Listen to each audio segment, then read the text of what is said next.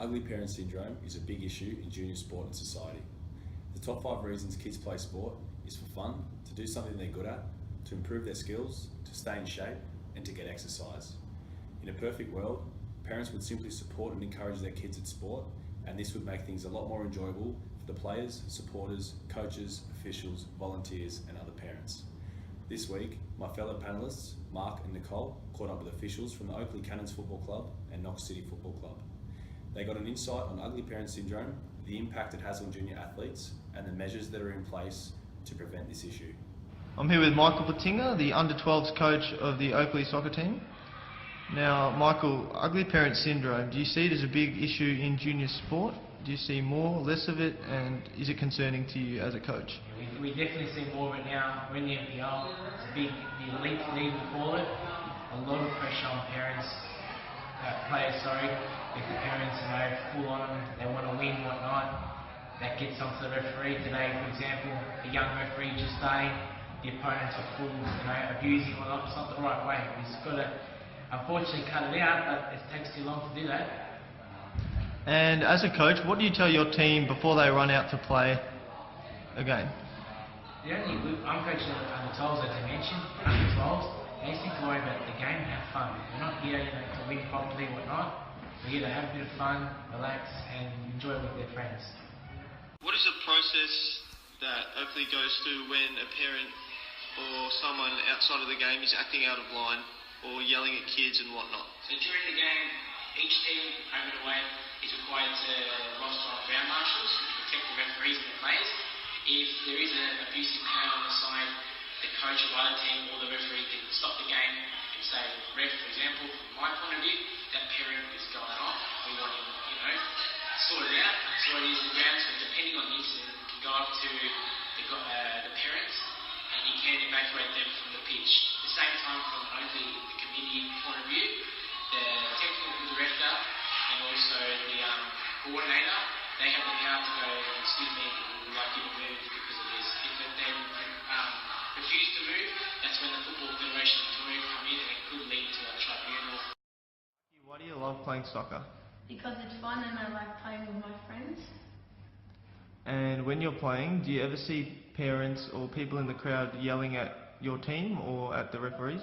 Yes, many times I see parents yelling at my team and referees, and I think it's bad. Okay, so I'm here with Nicole, who's a team manager, and she has a kid that plays in the team. So Nicole, ugly parent syndrome, do you think it's a big issue in junior sport today, and does it concern you as a parent? Definitely there is an ugly parent syndrome out there. There's a lot of parents who think that their child's Ronaldo or the new Messi, and it does concern me, especially at an age where most boys are 11 or 12 years old, and I think every child needs to be given a fair opportunity and an opportunity to develop and shine, and each kid develops at different ages and stages. So it is a concern. I think it's getting better as people like myself and coaches are trying to reinforce that it's not acceptable to behave like that. And do Oakley have any policies in place when this stuff occurs? Yes, definitely. I must admit I haven't seen it at Oakley as yet, and I hope I don't see it. I've seen it from oppositions. We are quite strict about ensuring that parents are supportive, encouraging, motivating, rather than carrying on and trying to belittle anybody. So yeah, it's coming from above. It comes from the technical director that it's just not acceptable for parents to behave inappropriately. All right, thank you very much. I'm Nicole and I'm here at Knox City Football Club to find out their opinion on ugly parent syndrome. So how are you two ladies involved in the club? Well, our children play for the under 10s. Yes, my children have been playing for the club since they were 5, so this is their 5th year, I think. And my daughter's been playing for 3 years. I'm also the team manager, so... Very nice. And what do you think about ugly parent syndrome? Well, it's not necessary. The kids are here to have fun and play a nice game, and we're here to cheer them on and support them. So yeah, it's just not necessary. No, not at all. Not needed, not wanted. It is a pity because it sort of, takes the fun away from the sport. It embarrasses the kids as well, because whether we believe it or not, they do become aware of, their parents yelling and swearing and carrying on unnecessarily. It shouldn't happen. And it also embarrasses the club if anyone, as well. whatever club that the parents are with. Yeah, it's just not. So it doesn't set any positive role model for anyone. How are you involved in the club? I'm one of the junior coordinators here. And what are your opinions on ugly parent syndrome? It exists, but we're doing lots to get rid of it. So we've got ground marshals and rules of behaviour for parents and players and coaches. So we minimise it. Anytime we see it, we ask them to stop. If they won't stop, we'll ask them to leave. It's all about the kids having fun. So ugly parents can go elsewhere. How are you involved in the club? Coaching the under-9s. And what are your opinions on ugly parent syndrome? Yeah, I think it's becoming less prevalent. Something that this club's been, keen to squash, really. So I think we're going in the right direction. So how are you involved in the club? Well, I'm involved in the club. I've been involved in the club for 45 years, to tell you the truth. Junior player, senior player, director on the board. Ex-director, came off the board last year. Been coaching sub-juniors for 6 years. Assistant coach of the under-12s this year. So I've been around for a while and really seen the club grow in the junior perspective and the senior perspective. So yeah, that's basically me. Life member. Nice. And since you've been around for so long, what are your thoughts on ugly parent syndrome?